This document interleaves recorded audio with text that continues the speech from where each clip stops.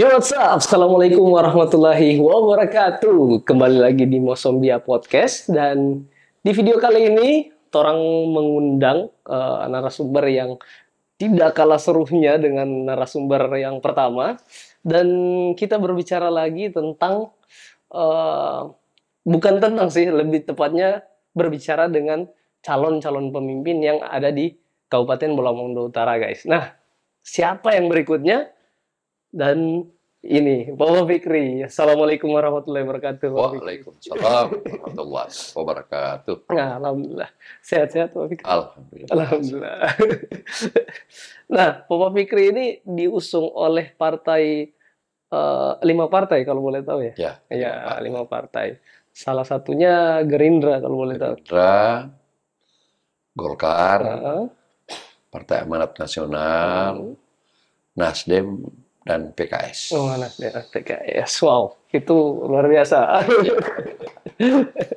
Nah, tapi untuk yang pertama kali ini, podcast yang pertama kali ini, Randi rencana mau bikin 3 giliran, Pak Fikri. Jadi, giliran pertama itu untuk calon bupati, giliran kedua itu untuk calon wakil bupati, giliran ketiga itu untuk calon bupati dan calon wakil bupati rencananya. Nah, di pembahasan pertama ini, Randi mau bikin rencananya 1 jam.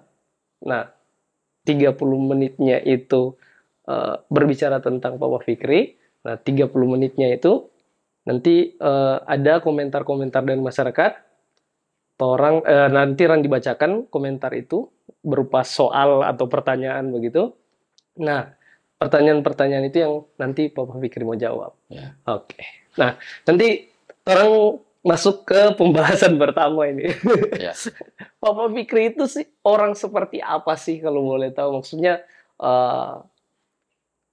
di mata masyarakat kan belum terpampang nyata Bapak Fikri itu orang yang kayak contoh pernah jadi sekda Kabupaten Bolamongo Utara kan Bapak Fikri juga.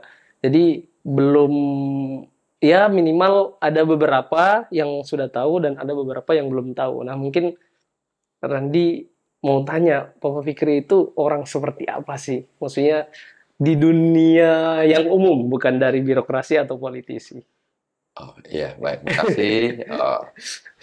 Alhamdulillah. Wa syukurillah wala haula wala quwata illa billah. Di malam hari ini kita orang boleh baku dapat di podcast Mosombia. Mosombia. Mosombia. Insya Allah kita orang semua dalam keadaan sehat. Amin ya Allah. Amin. Kalau ditanya ke saya seperti apa, mungkin agak subjektif kalau saya akan menjelaskan secara detail. Iya. Tetapi atas pertanyaan ini tentu saya menggambarkanlah tentang keberadaan saya selama ini. Iya. Semua tahu bahwa saya orang Bolamongo Utara. Iya, pasti. Tepatnya di Kecamatan Bolangitang. Bolangitang. Di Desa Wakat, kelahiran saya. Tapi sekarang tempat tinggalnya di Kaidipang. Kaidipang, iya. Jadi dari sisi kelahiran di Wakat Bolangitang dan tinggalnya di Kaidipang. Kaidipang. Berarti ada 2 tempat. Tempat ya. Yang ada 2 lokasi. Ada 2 lokasi yang 2 lokasi ya. 2 lokasi. Boleh bilang alamatnya. Jelas. Alamatnya. Tentang siapa Bapak Fikri yang nama lebih akrab. Saya lebih senang kalau panggil Bapak Fikri. Oh, iya. Nama lengkapnya Asri Parnadi. Saya tentu lahir dari rahim orang tua yang berlatar belakang petani. Oh. Di Desa Wakat, Bapak Fikri? Di Desa Wakat. Kurang lebih 58 tahun yang lalu. Oh. Di masa 58 tahun yang lalu itu, setelah beranjak sekolah SD, ternyata desa ini, kecamatan ini sangat mau dibilang tertinggal, ya boleh dikatakan begitu. Kenapa? Karena kendaraan roda 4 pun sangat sulit kita orang mulia Pada waktu itu ya, Pak. pada waktu itu. Oh. Jalan-jalan pun belum ada yang diaspal. Hmm. Jadi saat lalu itu masih masa kecil saya, kita orang tanpa bermain ini di jalan. Di jalan. Dan dalam usia yang sudah boleh bantu orang tua, saya bersama-sama dengan orang tua bertani. Bertani, kemudian dunia anak-anak, dunia bermain. Tapi dalam waktu-waktu tertentu juga membantu orang tua kerja. Selain membantu orang tua di pertanian, dulu kita orang sampai sekarang kenal kuartal. Kuartal. Kopra. Oh, Kopra. Oke. Ya, saya itu setirnya roda waktu itu. Setirnya roda. Driver roda. Driver roda. Kalau sekarang ya ada zaman berarti driver oto-oto. Oh, zaman lewat. Ada lagi, lewat. Saya melewati tahapan kehidupan begitu. Sekolah di Mokoditek, karena dulu belum ada SD di Wakat. Sekolah di Mokoditek kurang lebih 6 tahun. Pulang balik ditempuh kurang lebih, pulang pergi 3 kilo jalan kaki. Jalannya rusak, sepatunya pun sepatu backing saya. Yang kadang-kadang di tengah jalan mesti mau bembeng itu sepatu supaya dia cepat rusak. Perjalanan dilewati begitu. Iya. Alhamdulillah 6 tahun kemudian selesai, melanjutkan SMP. SMP di Bolangitan. Belum ada SMP Mokoditek dulu, belum ada. Belum ada. Sanawiyah di Saleo belum. Belum ada SMP di Iok. SMP waktu itu baru SMP Bolangitan, ada SMP Kaidipang dan SMP Bintauna. Baru 3 itu. Gitu. Baru 3. Saya ambil SMP-nya di Bolangitan. Tinggal di Bolangitan, di Padang, kurang lebih 3 tahun. Tiap hari Sabtu sore mesti pulang di Wakat. Menambah bekal. Pulang Senin hampir siang, pakai obor di jalan. Jam 3 subuh sudah jalan pulang. Itu PP jalan kaki? PP jalan kaki. Kalau anak sekarang itu ya. Oh, kalau anak sekarang. Naik motor aja. Naik motor saja. Motor yang peku-peku orang di mau, apalagi ini ya. Jalan kaki dari Wakat itu ditempuh kurang lebih 12 kilo. Jalan kaki. Jalan kaki. Potong di Tote, potong di Iyo, keluar di Mulu Kuala namanya. Bolangitan Pantai. Oh, iya. 3 tahun ditempuh itu alhamdulillah selesai. Sesudah itu melanjutkan di sekolah di Kota Mobagu, SPG. Sekolah Pendidikan Guru. Kebanyakan orang Pantai Utara ini, orang namanya Pantai Utara ini. Sekolahnya kalau bukan SPG, SGO. Kenapa? Karena sekolah cepat, lulusannya cepat boleh diangkat jadi guru. Jadi pegawai. Ya. Itu baru di situ latar belakangnya pikiran masuk. Tujuannya pegawai ya? Tujuannya pegawai. Alhamdulillah sulit, sangat sulit waktu itu. Kiriman saja 2-3 hari baru sampai di Kota Mobagu. Oto baru satu-satu lewat. Sudah ada taksi, tapi taksinya ke kota itu 3-4 hari baru sampai. Tanam-tanam karena belum aspal. Bawa PC berarti. Selesai 3 tahun, alhamdulillah dapat kesempatan, orang tua bilang, biar sulit, lanjut kuliah. Lanjutnya kuliah di IKIP dulu namanya, IKIP Manado. Ditempuh kurang lebih 4 tahun dalam kehidupan sulit. Berusaha belajar. Hanya kebetulan waktu itu sedikit ada hobi main bola dan main voli. Ini Rani mau suka tanya tentang voli juga sih. Jadi waktu SPG, mulai dari SMP sudah hobi main voli. Sampai di SPG sudah main mewakili sekolah, latihan, sampai di Manado menambah. Soalnya kalau mau dengar Papa Fikri itu terkenal dengan voli. Iya, Iya. maksudnya nanti ada apa? Ada pertanyaan sendiri mau untuk Papa Fikri ini untuk voli ya, Iya. untuk voli ya. Nah, voli itu Papa Fikri maksudnya apakah Papa Fikri memang suka lihat orang bermain voli atau apa kecebur, orang bilang kecebur karena maksudnya bermain dulu baru oh kayaknya enak ini main dulu. Kalau Papa Fikri maksudnya di voli itu gimana? Iya, waktu SD kemarin memang belum ikut voli ini. Lihat-lihat senang lihat main voli. Iya. Setelah SMP lebih minatnya itu lebih tinggi lagi. Saya SMP itu kelas 2, kelas 3 sudah gabung dengan orang-orang besar saya main voli. Mulai dari toser. Toser itu kan mengumpan orang. Iya. Untuk spike gitu ya. Untuk spike. Lama-lama saya bilang, saya juga suka spike, bukan cuma tukang toser begini. Setelah sampai di Manado, selain kuliah, saya ikut latihan main voli di Manado. Alhamdulillah, bisa bawa nama IKIP, bisa bawa klub di Manado, ikut klub. Masuk klub, Papa Fikri masuk. Iya. Bank Mandiri, saya sudah pernah main. BPD saya cuma main. Berarti memang hobi main voli sekali. Hobi main. Kenapa itu hobi? Saya lihat begini. Filosofinya orang main voli itu mesti kompak. Kompak ya. Mesti kompak, tapi sebelum kompak itu mesti sehat jasmani rohani. Iya. Mental mesti kuat. Iya, mental sih. Kemudian ada energi yang kuat untuk menang. Iya. Karena energi menang itu terlahir mulai dari lapangan main voli. Kadang-kadang karena main voli itu kalau tidak menang atau dianggap tidak kuat, mungkin orang tidak lirik lagi untuk main voli atau betul.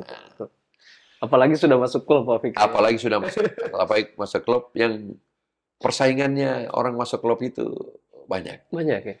Tapi sebelum masuk klub itu, saya ikut latihan dulu di Bank Dagang Negara. Di Manado.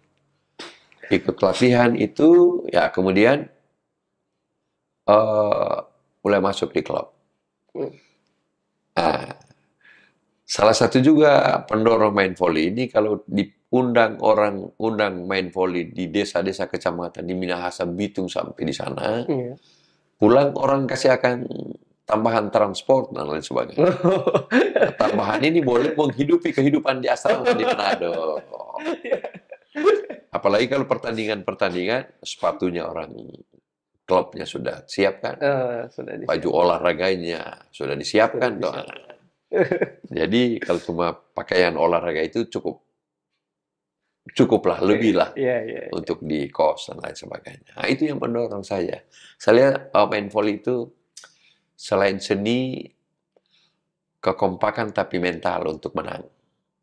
Mental. Nah, itu yang membuat motivasi untuk di lapangan voli itu mesti bisa dibawa atau dikompensasi di tempat lain. Nah, begitu. Dengan cara main voli tim, mulai dari mental dulu, kita disiplin karena latihan itu mulai dari disiplin. Kemudian di main voli itu bukan cuma hanya otot, tapi juga dengan otak. Taktik karena taktik, karena strategi memenangkan itu mesti membaca lawan dulu. Baca lawan ini, lawan kekuatannya ini, gimana cara kita menyerang. Alhamdulillah sampai selesai kuliah, punya masuk pegawai, balai di Kota Mobagu bisa masuk tim. Masuk tim lagi? Masuk, main voli di PLN. Main voli di BKKBN, atas nama BKKBN, kecamatan, dan bahkan di beberapa klub saya ikut. Luar biasa. Jadi kalau mau memupuk mental sampai sekarang, karena saya sudah teruji bertanding mulai dari... Ingat guys, sudah teruji guys. Jadi di pertandingan itu, main volley itu bisa menang, bisa kalah. Iya, betul. Bisa menang, bisa kalah. Tergantung Seberapa besar kita seberapa berusaha ya. besar usaha kita, energi kita, strategi kita, Iya. kekuatan tim untuk melawan tim lawan Iya, kita. iya, iya, iya, iya.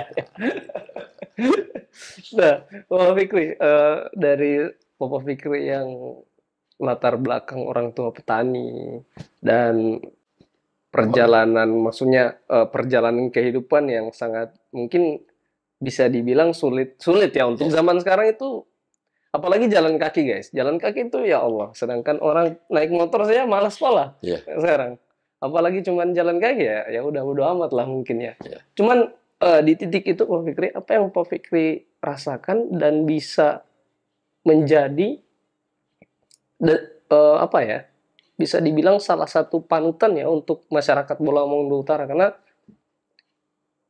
menurut Randi yang Bapak Fikri capai itu sangat luar biasa untuk birokrasi ya, untuk Ya. sistem birokrasi. Apa yang memotivasi Bapak Fikri gitu di untuk I- bisa jadi seperti Iya. saat inilah ya. Jadi memang tentu untuk mencapai satu cita-cita itu kan dimulai dari kerja keras, Iya. dimulai dari disiplin, kemudian tentu kita tidak putus-putusnya untuk selalu berdoa kepada Berdoa. Allah Iya. melalui sholat. Nah, saya melihat begini ketika saya lulus SPG dan saya sekolah di SPG. Kita ini orang Pantai Utara, toh. Hmm. Masuk kota Mobagu itu seolah-olah sama dengan kaget gitu orang. Hmm.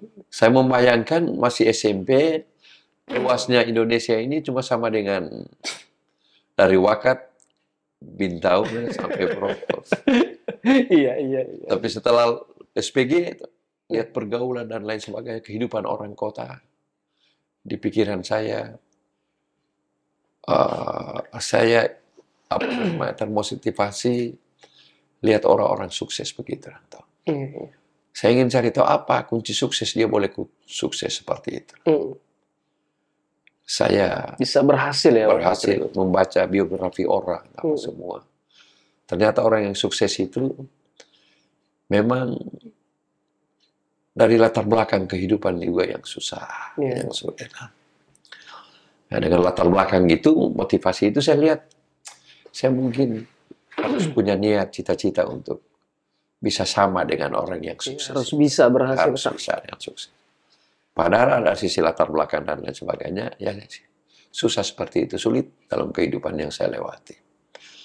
Nah, saya pikir-pikir tidak boleh untuk mencapai itu hanya dengan niat, tapi tidak dibarengi dengan usaha. Iya. Usaha yang dilakukan waktu sekolah, saya alhamdulillah sedikit hobi untuk apa namanya, untuk belajar, membaca, mendengar, apalagi kalau penjelasan guru-guru apa semua, saya sangat apa namanya disiplin untuk melihat itu. Sehingga ketika saya SPG, saya bisa jadi ketua kelas. Saya tadinya sekretaris OSIS. Sesudah itu saya bisa jadi ketua OSIS. Sampai kelas 3 saya boleh ketua kelas dan seterusnya. Jadi tidak mungkin mereka tidak pilih kalau tidak mereka melihat itu apa semua. Jadi niat saya biar kita orang-orang Pantai Utara kesulitan ini kita orang mesti tampil. Iya, betul. Mesti tampil minimal tidak bisa sejajar dengan orang Kota Mobagu atau bahkan melewati. Supaya mereka tidak memandang bahwa orang dari pantai-pantai ini, kalau orang Pantai Utara, kalau Bolsel Boltim ini udah bilang Pantai Selatan ini, orang Pantai Selatan. Ternyata dalam persaingan usaha, upaya, ikhtiar, doa yang dilakukan, boleh kita orang bersaing di kuliah, di sekolah kemana boleh bisa seperti itu. Pantai Utara guys, Pantai Utara. Ya. Mungkin ada, mungkin para penonton mungkin nggak tahu juga di Pantai Utara ini seperti apa, Fikri. Boleh jelaskan? Iya. Jadi ibu kota Bolmong ini kan ibu kotanya di Kota Mobagu. Oh iya. Ketika orang di Kota Mobagu itu penyebutan mereka terhadap kita orang 3 kecamatan dulu, Bolangitang, Oh, kecamatan. Kecamatan Bolangitan, Kaidipang, dan Bintang Nawartia kecamatan. Karena belum kabupaten, kebanyakan orang menyebutnya kita orang ini orang dari Pantai Utara. Pantai Utara. Pantai Utara itu mewakili 3 kecamatan itu. Kaidipang, Bolangitan, dan Bintang. Iya. Itu yang disebut orang di Kota Mobagu itu Pantai Utara. Dari Pantai Utara. Dari mana ada orang dari mana itu Pantai Utara? Pantai Utara itu di mana? Kaidipang, Bolangitan, atau Bintang. Iya. Ada cerita khusus kayaknya tentang Pantai Utara ini, Pak Fikri. Iya. Mungkin karena orang Kota Mobagu itu menganggap bahwa kita ada di pinggiran. Kalau kita ada di pinggiran itu lebih identik mereka menyebut itu pantai dulu. Saya juga tidak tahu kenapa disebut kita ini orang Pantai Utara. Mungkin mungkin karena kebanyakan orang itu di pinggir pantai mungkin. Tapi kita orang juga waktu disebut orang dari pantai itu tidak merasa kecil gitu orang. Iya. Tidak merasa kecil. Lama-lama dalam perjuangan dalam kita kan sudah sama. Kota Mobagu, Bolmong Utara, Bolmong Selatan, Bolmong Timur. Iya. Sehubungan dengan Pantai Utara ini, Pak Fikri, karena sudah terbahas itu. Sebenarnya tadi mau tanya juga tentang Pak Fikri kenapa bisa mencalonkan diri. Cuman Randi kepengen begitu. Soalnya Pantai Utara kan yang masuk dalam memorinya Randi saat ini tuh Pantai Utara. Nah, katanya ya, ini nggak tahu benar atau salah ya, Pak Fikri itu adalah salah satu orang yang memekarkan si Pantai Utara ini, Pak Fikri. Iya. Jadi ketika saya Pak Fikri di Kota Mobagu, saya sangat merasakan itu. Bahwa kemajuan kita orang Pantai Utara itu lambat dibandingkan dengan orang di Kota Mobagu dan sekitarnya. Lambat ya? Lambat. Kenapa? Lambat saya lihat karena akses ekonomi, akses sumber daya alam kita orang itu sangat sulit untuk dalam hal pemasaran dan lain sebagainya. Sehingga saya ada di tengah-tengah itu, di tengah-tengah masyarakat Kota Mobagu itu karena tugas di sana. Terakhir saya sekretaris BKKBN. Sekretaris BKKBN. Setelah saya menyelesaikan pendidikan strata 2 di Manado. Saya melihat ada, wah kita kapan kita orang boleh maju ini toh? Kapan kita orang boleh maju? Kapan bisa seperti Kota Mobagu? Kapan boleh bisa dengan Kota Mobagu ini? Apalagi ramai. Wah kapan kita orang boleh maju? Sehingga ketika ada Undang-Undang Nomor 22 tahun 2004. 2004 itu tentang pemerintahan daerah. Ada pasal tertentu yang menyebut memungkinkan pemekaran daerah. Memungkinkan? Untuk ada pemekaran daerah. Untuk ada pemekaran daerah. Saya membaca itu, kemudian lihat di beberapa provinsi, orang, sekelompok orang itu, atau organisasi itu, berbondong-bondong ingin memekarkan daerahnya. Iya. Saya terinspirasi itu langsung terpikir, Bolmong ini, Pantai Utara ini, boleh menjadi sebuah kabupaten. Aturannya memungkinkan, wilayah memungkinkan, hanya kita terkendala dengan jumlah penduduk waktu itu. Maka sebagai orang Pantai Utara, yang ada di Kota Mobagu, yang saya merasakan itu pada posisi itu, saya pulang di Wakat waktu itu. Tapi saya sudah terinspirasi dari Kota Mobagu, kita mesti ada memulai ini pemekaran ini. Maka saya panggil waktu itu Pak Faisal Husin sekarang, mantan Ketua KPU, Abdul Karim Lalisu, dan Muhyiddin Gumohung. Abdul Karim Lalisu dan Muhyiddin ini sama-sama BKKBN. Faisal Hussein sama-sama. Saya bilang, kita mau undang rapat. Undang rapat, kita orang membedah tentang prospek pemekaran Pantai Utara. Maka dibuatlah undangan, kasih edar di sini, rapat di Bigo. Rapat di Bigo. Di area mana kalau boleh tahu itu Pak Fikri? Sekarang maksudnya. Tapi begini, mohon maaf. Tahun 2000 itu mohon maaf, waktu itu belum ada 2004 kan undang-undang tentang pemerintahan daerah. Hanya waktu itu ada keinginan kita orang ingin mekar 2000. Iya. 24 tahun yang lalu. Tahun 2000. 2000. Mohon maaf. Undang-undang tentang pemerintahan daerah itu sebelum 2004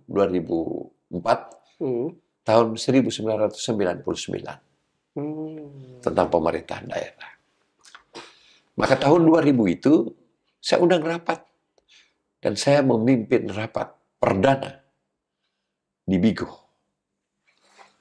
Yang waktu itu di rumah Pak mantan Kapolsek Pak Rahman, tetenya Atma sekarang wartawan ini. Saya rapat, saya pimpin rapat waktu itu. Mengundang tokoh-tokoh masyarakat dari Bintauna, mengundang tokoh-tokoh masyarakat dari Bolangitan, dan Kehidupan. Saya memimpin rapat itu sebagai pegawai negeri sipil. Pure dari otaknya Pak Fikri ini? Ya, saya rapat waktu itu, memimpin rapat. Saya menjelaskan tentang isi undang-undang tahun 99 itu, yang memungkinkan untuk pemekaran wilayah. Bersepakatlah rapat waktu itu, dihadiri oleh beberapa tokoh masyarakat, dan mungkin sedikit nekat waktu itu. Tidak melapor ke pimpinan, saya datang rapat, saya memimpin rapat itu. Kok di Kota Mawagu, pimpinan di Kota Mawagu? Pimpinan di Kota Mawagu. Saya datang rapat sini. Dan alhamdulillah, setelah saya penjelasan, walaupun belum tuntas, mereka menyetujui bahwa kita bikin kabupaten. Dan tangan inilah yang dengan mengucapkan Bismillahirrahmanirrahim, kita bikin kabupaten. Kabupaten sebagai daerah otonom. Tahun 2002, 24 tahun yang lalu. Dengan nama Binado. B itu Bolangitan, NA itu Bintauna, Do itu adalah Kehidupan. Bahasanya Do. Do, Binado. Perjalanan dari waktu ke waktu, perjuangan, alhamdulillah 2007 perjuangan itu bisa dicapai. Nah, di perjalanan ini pembentukan pertama itu namanya komite. Komite itu terdiri dari 5 orang. Saya salah satunya yang ada di situ. LH Humokor, Pak LH Humokor, Pak Alison Patajenu, siapa namanya ini? Saya sudah lupa. Baru dari Bintauna, baru saja. 5 orang kita orang. Komite pembentukan Kabupaten Binado. Pantai Utara, guys. Pantai Utara. Di perjalanan proses jalan kurang lebih 7 tahun. Panjang kalau saya mau urai satu-satu. Yeah. Saya tiap ketemu orang yakinkan cerita itu. Ketemu orang yakinkan itu. Ketemu orang yakinkan. Dan kalau mungkin saya ketemu 10 orang, alhamdulillah 4 orang atau 5 orang suka. Dan bahkan ada orang mahasiswa dari luar daerah datang. Dia bilang, ini rumah cuma ada beratapkan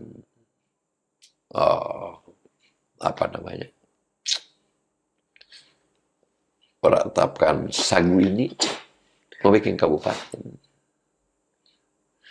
Dan akhirnya lama-kelamaan dia menyadari bahwa boleh satu kabupaten ini, dan dia bergabung. Nah, tidak usah tanya siapa dan lain sebagainya. Itu Adinda Randi di perjalanan ini. Itulah awal perjuangan untuk Gokil guys, ini anak-anak mesti tahu ini sebenarnya. Generasi, apalagi generasi milenial, Gen Z itu, Ya. orang harus tahu guys. Jadi jangan sampai orang dibutakan oleh namanya ini, Ya. ya, dikalahkan oleh ini. Karena ini sebenarnya membantu orang untuk orang mengetahui beberapa hal, beberapa fakta yang ada di dunia saat ini. Dunia kan ini. Cuman jangan sampai hal-hal negatif seperti hoax, adu domba dan sebagainya yang beredar di sini juga akan lebih tinggi dari orang pemikiran nanti. Jadi untuk anak-anak milenial, Gen Z, orang harus tahu cerita-cerita seperti ini sih Pak Ya. Fikri. Bukan karena Randi ingin sesuatu dan lain hal ya, mungkin penonton juga tahu, cuman minimal orang tahu fakta sejarah itu ada di Kabupaten Bola Mongondo Utara. Dan terus terang terharu juga sih sebenarnya Pak Fikri, Ya. karena Nah, Randi juga belum tahu juga sih Ya. sebenarnya. Jadi Randy, ada kan pernyataan orang bahwa tanpa masyarakat tentu tidak bisa jadi. Iya, Saya sungguh menyadari dan mengerti bahwa tanpa rakyat tidak akan jadi. iya, betul. Tapi juga harus diketahui, tanpa ada penginisiatifnya, nah mungkin muncul Iya, dari guys. rakyat. Eh, Seperti itu. inisiator ya. Ya, Ini meyakinkan masyarakat yang belum terlalu tahu ini tidak mungkin hanya dilakukan oleh rakyat dengan rakyat, iya, tapi ada penginisiasi Iya. yang memberikan penjelasan-penjelasan mana iya, apa tujuan pemekaran itu Iya. kepada manusia. Sehingga kalau ada yang mengatakan kalau bukan rakyat, ya benar kalau bukan rakyat, tapi rakyat mungkin tidak mungkin mereka melakukan kalau tanpa ada penginisiasi. iya, Dan itu ada juga yang tidak mau mengakui itu. Tapi biarlah. Iya. Yang penting di depan mata kita, iya. di depan mata kita bahwa Borneo Utara itu sudah lahir, Yang penting tujuannya Papa Fikri itu tujuannya suci, sudah kita orang nikmati bersama. Tapi saya sungguh menyadari bahwa perjuangan ini adalah perjuangan bersama. Iya. Tapi tentu ada penginisiasinya. Iya. Tidak mungkin dia lahir. ada inisiatornya. Ada inisiatornya. Tidak mungkin lahir. Hanya lahir dengan sendirinya. Iya. Gitu. Contoh begini saja Pak Fikri sih, kalau Rani mau simpel ya. Sebelum ada HP seperti ini, pasti ada inisiatornya. Contoh HP, ada orang bilang jangan lempar-lempar Iya, hewan ini. iya. Ya, tanpa ada HP lempar-lempar itu, nggak akan ada ini.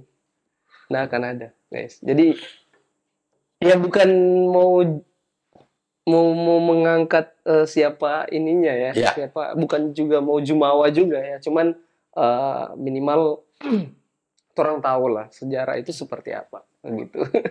Alhamdulillah. Alhamdulillah. Alhamdulillah. Nah, Pak Fikri orang setengah jam ini Iya. ada syuting. Nah, sekarang Randi mau bacakan ini kayaknya komentar-komentar yang, jadi Randi ada posting Pak Fikri foto Iya. dengan Mosombia Podcast, dan Randi melemparkan pertanyaan untuk masyarakat begitu. Nah, jadi ada beberapa masyarakat alhamdulillah sudah komen di sini, dan beberapa komentar ini yang Randi akan mau tanyakan ke Papa Fikri. Jadi bisa dibilang Randi apa ya? Menjembatani lah ya. Penyambung lidah. Iya, penyambung lidah ya. Oke. Jadi pertanyaan pertama ini Bapak Fikri dari akun AKD Home Kreatif. Ya. Apa strategi unggulan untuk membuka ruang yang seluas-luasnya bagi kemajuan berpikir perempuan Bournemouth, mengingat paslon ini satu-satunya paslon yang memiliki calon wakil bupati perempuan dan perdana di Bournemouth? Ya. Apakah feminisme akan menjadi salah satu agenda yang dianggap perlu dilakukan, dan sekian banyaknya visi dan misi serta program paslon ini? Iya. Iya. Baik. Silakan Bapak Fikri. Baik, makasih. Pertanyaan ini sangat baik. Iya, dari AKD Home Kreatif. AKD Home Kreatif. Kreatif. Iya. Pertanyaannya bagus. Iya. Dia mengerti tentang apa namanya pasangan saya dengan Ibu Indah Ibu sekarang. Indah ya. Jadi memasangkan laki-laki dan perempuan, kemudian perempuan menjadi salah satu pemimpin itu, ada juga kodrati yang dimiliki oleh seorang perempuan. Yeah. Kodrati seorang perempuan itu selain melahirkan, hamil, melahirkan dan menyusui, tapi berbeda dengan laki-laki tentang feminisme tadi. Yeah, feminisme. Feminisme itu sesuatu yang kodrati bagi seorang perempuan. Tetapi kita tidak sekedar membahas tentang kodrati wanita itu, tapi ke depan ini kami berharap bahwa dengan pasangan perempuan ini, ekonomi sekarang kebanyakan tertuju kepada kerja-kerja seorang laki-laki. Maka kita lihat saja ketika COVID 2019 sampai 2020, 2021. Sektor ekonomi itu banyak hancur. Pabrik dan lain industri dan lain sebagainya. Yang bertahan itu adalah UMKM. Dan UMKM ini kebanyakan digeluti oleh seorang perempuan. Seorang ibu. Kanan ringan dan sebagainya. Kanan ringan dan lain sebagainya. Home industry dan lain sebagainya. Maka ke depan ini saya berharap bila diberi amanah oleh rakyat mendapatkan amanah Allah untuk bisa memimpin ini. Kami berharap pasangan saya perempuan ini bukan cuma dia tentu dengan kami, dengan saya, bagaimana menciptakan UMKM ini yang dikelola oleh seorang perempuan, oleh ibu-ibu. Emak-emak guys. Emak-emak guys. Dengan cara apa? Mapping potensi-potensi daerah yang bisa dikembangkan oleh ibu-ibu. Home industry dan peluang-peluang ekonomi yang ada di sini. Program apa yang dilakukan oleh pemerintah daerah? Datangkan pelatih. Mereka dilatih, ibu-ibu ini. Sesuai dengan kemampuannya, tentu sesuai dengan potensi di wilayah. Setelah mereka dibekali pengetahuan tentang bagaimana membuat kue yang baik, bagaimana home industry yang baik, bagaimana kerajinan-kerajinan yang baik yang diciptakan oleh perempuan. Maka sesudah itu mereka dilatih, dan sesudah itu kewajiban pemerintah daerah kasih modal dia. Kasih modal dia, sehingga dia memiliki dua kemampuan. Kemampuan SDM yang dia miliki, dan sesudah itu kemampuan untuk mampu mengelola baik itu kelompok atau perorangan, bantuan dana yang diberikan oleh pemerintah. Kewajiban pemerintah support SDM-nya, support dananya. SKPD yang terkait, mungkin dipikiran kesulitan pemasaran. Tugas SKPD ini bagaimana cara memasarkan dan menciptakan lapangan kerja. Jangan cuma SDM-nya doang, Pak. Jangan cuma SDM-nya doang. Modalnya nggak ada. Tidak ada. So dilatih. Sesudah itu, duitnya kalau tidak mana duitnya, agak susah kita. Iya, betul. Padahal dari sisi modal UMKM ini tidak terlalu relatif besar. Dia mungkin kita kerjasamakan dengan perbankan atau lembaga keuangan lain. Betul. Untuk CSR. Atau CSR. Misalnya lembaga keuangan, misalnya Bank Sulut. Berapa kemampuan Anda kur? Kredit untuk rakyat. Beri berapa Anda? Gadaian berapa Anda? Berapa apa? Didistribusi ke kelompok-kelompok. Jadi tidak harus anggaran bersumber dari APBD. Iya, betul. Guys. Permudah prosedurnya. Iya. Dia dilatih. Pemerintah daerah bersama-sama dengan pihak tiga untuk mencari akses pemasarannya. Iya. Kalau ini jalan, maka siklus perekonomian yang dikelola oleh ibu-ibu berjalan dengan baik. Iya, betul. Pendapatan ya Kabupaten Bolmut itu guys sebenarnya. Pendapatan. Iya. Dari UMKM. Luar biasa. Terima kasih Bang Fikri. Nah, orang lanjut ke pertanyaan berikut ini, Bang Fikri. Dari Wawan Mania. Wih, Wawan Mania kira. Enak kan tuh. Dari Wawan Mania. Nah, ini ada beberapa Bang Fikri, mungkin Randi ambil salah satu saja. Iya. Karena ada 3 pertanyaan ini kayaknya.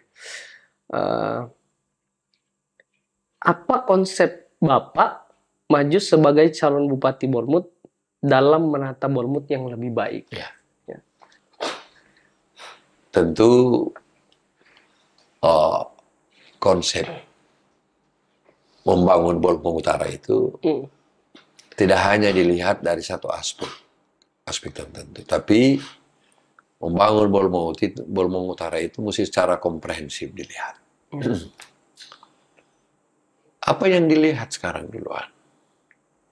Kita harus mampu mengidentifikasi apa kebutuhan masyarakat. Apa yang dibutuhkan masyarakat. Sesudah kita mampu mengidentifikasi kebutuhan masyarakat, kita akan mengidentifikasi peluang dan potensi yang dimiliki oleh daerah. Baik potensi SDM-nya, maupun potensi sumber daya human resource-nya. Sumber daya manusia, sumber daya alam. Itu yang nanti kita akan mapping, petakan.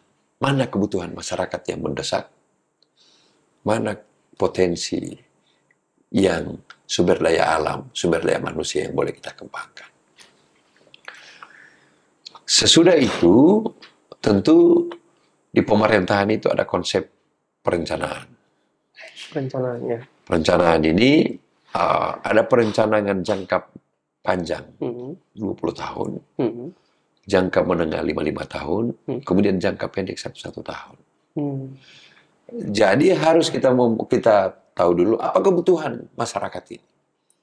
Dari kebutuhan masyarakat yang beragam ini, apakah kita harus pilih-pilih mana kebutuhan yang harus di 5 tahun untuk kita penuhi, dan mana kebutuhan yang 1 tahun.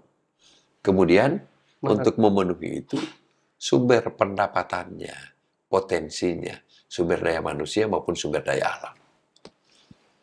Itu yang harus kita kombinasikan untuk kebutuhan itu. Kemudian, saya juga menganggap bahwa peluang kita di sini dari sisi potensi alam ini luar biasa. Kita berhadapkan dengan Laut Sulawesi yang begitu luas. Sampai disebut Pantai Utara tadi. Sampai disebut Pantai Utara tadi. Lahan pertanian kita menjanjikan. Perkebunan kita menjanjikan.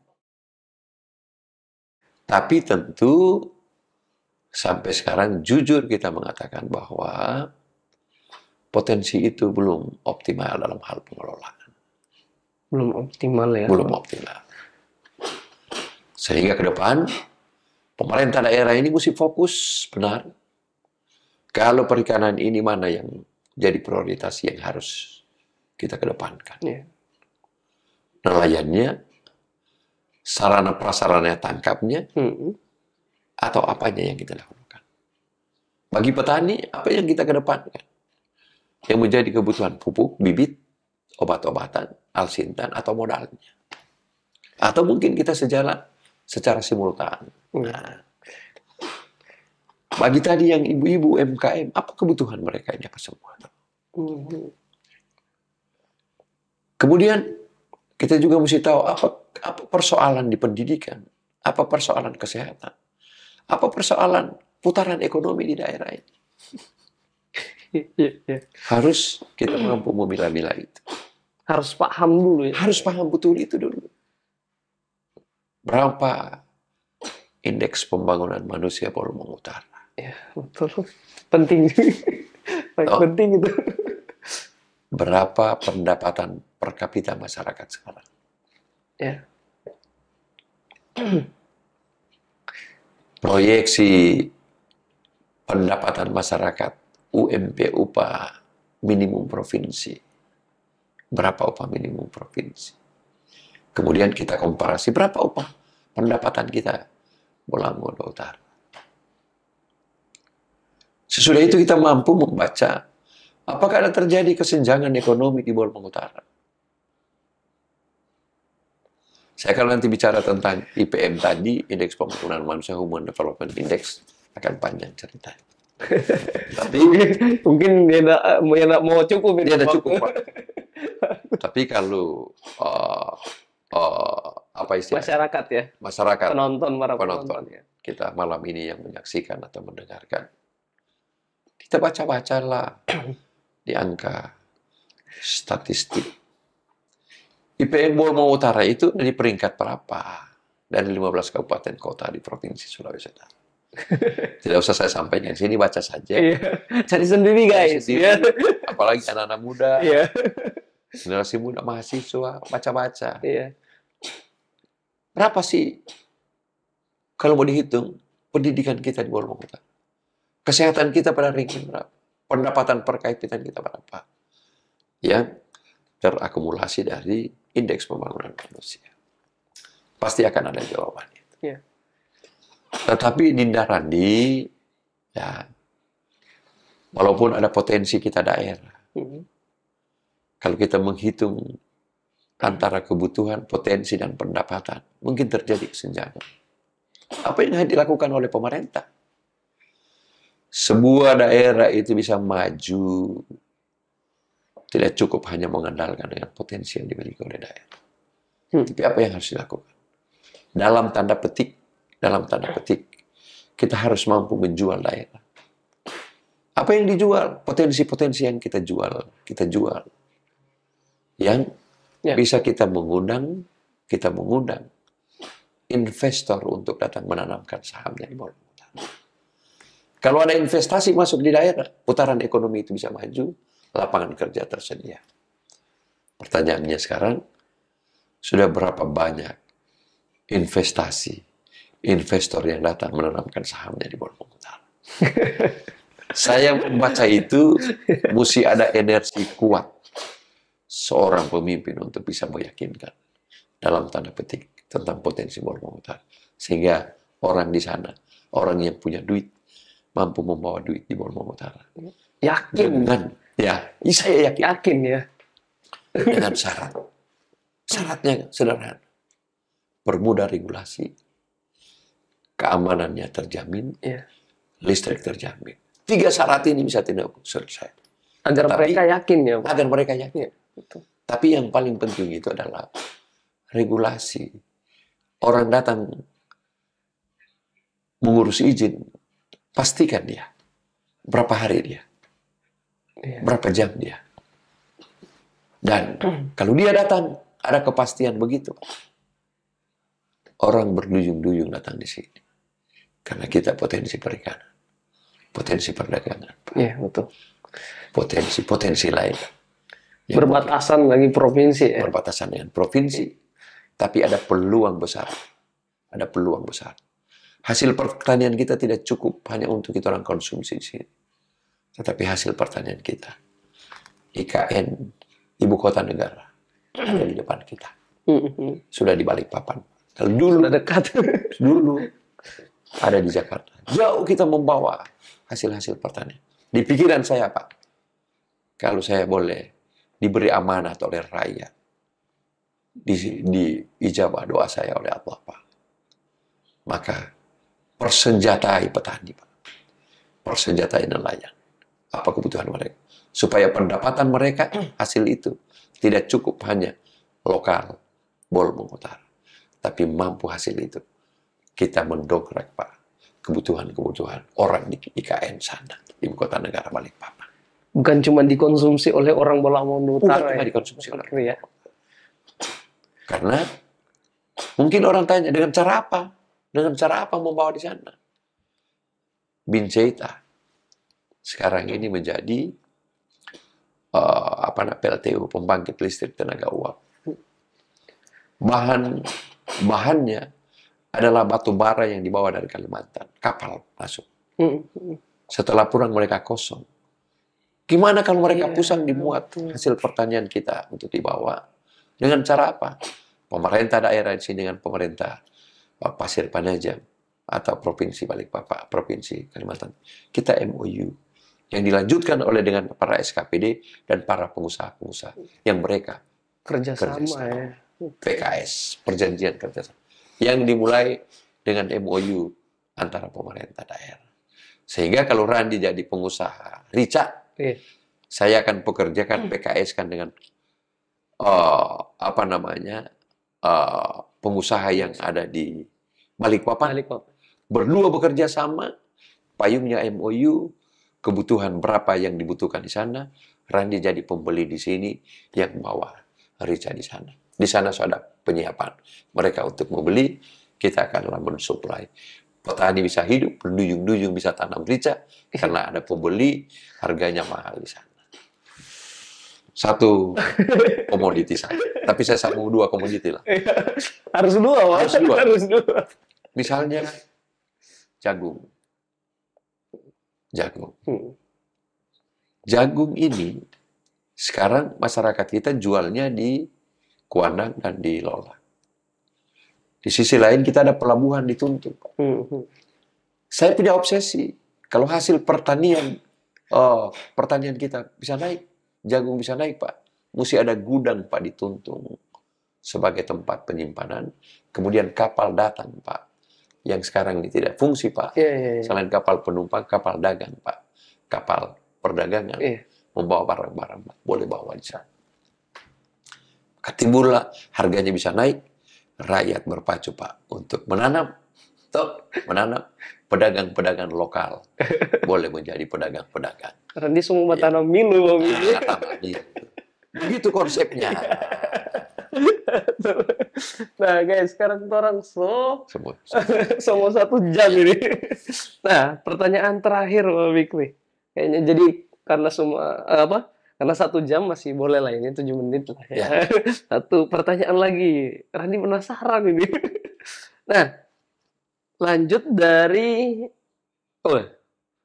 es kepal Fagabi. Ini ada 3 pertanyaan, Pak Fikri.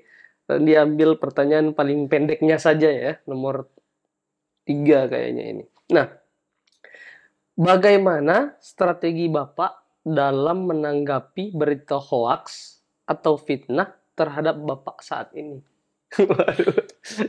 Dari es kepal Fagabi ini, Pak. Es kepal ini komen. Silakan, Pak Fikri. Memang di masa sekarang, masa berkompetisi untuk meraih, memperjuangkan untuk bisa terpilih mendapat simpati rakyat. Dan itu bukan cuma di sini, di mana-mana. Iya sih. Jangankan calon bupati, calon presiden pun, Amerika pun saling Menurut saya, biarkan dia itu. Itu mungkin kelompok-kelompok yang suka dan tidak suka seperti itu. Ada suka dan tidak suka itu. Tetapi saya mengajarkan kepada kita semua bahwa pilkada ini pilkada yang hanya memilih bupati dan wakil bupati selama 5 tahun. Tapi dari sisi tatanan etika masyarakat Bolmongotan, dari sisi sopan santun, dari sisi sebagai masyarakat yang percaya atas kekuasaan Allah, sebaiknya marilah kita berpacu untuk konsep-konsep pembangunan di Bolmongotan Utara ini. Iya sih. Bisa kita kembangkan. Kalau hanya mencari salah orang satu, salah ini, salah itu dan lain sebagainya, agak sulit kita bisa berkembang. Dan bahkan kita bisa berkompetisi dengan orang-orang di daerah lain. Nah, itu saya menghimbau, marilah kita berpikir cerdas. Ya, positif lah ya, Pak Fikri. Positif, itikat yang baik. Kita saling mendoakan satu sama lain. Iya. Karena hanya dengan cara itu, mudah-mudahan daerah ini, ke depan siapapun pemimpinnya, menjadi lebih baik dari yang ada sekarang. Iya. Itu harapan saya. Jangan saling mencari kesalahan orang. Jangan ada hoax di antara kita. Jangan ada hoax di antara kita. Marilah kita sportif. Sebagai masyarakat juga memberi dan menilai kepada dan punya hak untuk memilih. Iya. Dan hak untuk tidak memilih ke A, B, C, dan lain sebagainya.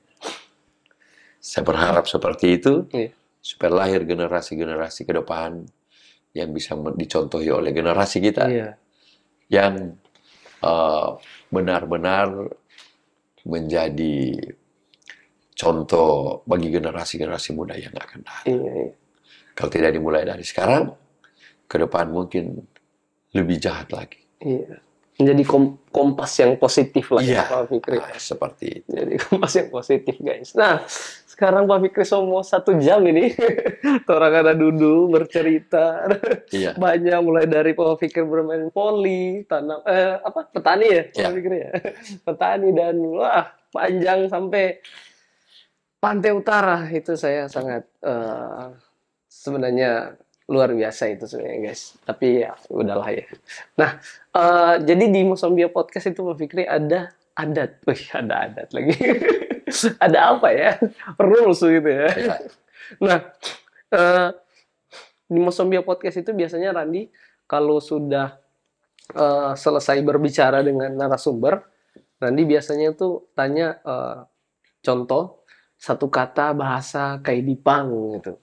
Jadi cuma 1 kata, misalnya contoh Mogusato. Nah, artinya apa begitu. Nah, Bintauna juga begitu. 1 kata bahasa Bintauna artinya apa begitu. Nah, sekarang Randi mau tanya, kalau Papa Fikri yang terlintas Papa Fikri pemikiran untuk saat ini, 1 kata bahasa Bolangitang, Pak Fikri. Ya, kalau saya, tapi sebelum saya sambung itu, yang penting yang tadi berita-berita hoax itu, kita tentu tidak boleh mengembangkan yang itu. Karena kalau itu sudah menyentil pribadi masing-masing, berarti berhadapan dengan hukum. Kan begitu. Betul. Jangan sampai kita seperti terjadi lah ya. Kalau bahasa yang sebenarnya bahasa yang paling enak itu bahasa leluhur kita dari dulu sampai sekarang. 1 kata Pak Fikri. Tapi karena cuma minta 1 kata. 1 kata aja. 1 kata. Saya bilang Mopopiana. Apa artinya itu? Mopopiana artinya baku-baku baik. Baku-baku baik. Sebenarnya kalau lanjut 1 kata sebenarnya Mopopiana, Mototabiana, Agumono Nanto. Oh ya.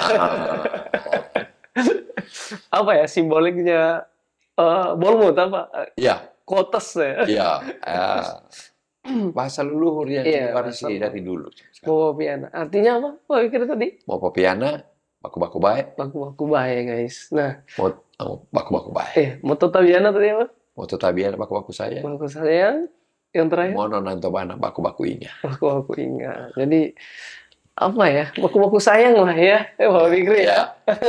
Baku-baku baik, jangan sering-sering ya bakal lain lah ya. Apalagi momen-momen politik saat ini ya, perbedaan itu biasa ya. Biasa. Sunatullah. Iya. Apalagi yang namanya pemilihan. Ada yang dipilih dan ada yang tidak dipilih. Harus satu aja. Iya. Nah, paling terakhir Pak Fikri, ini biasa dari Mosombia Podcast.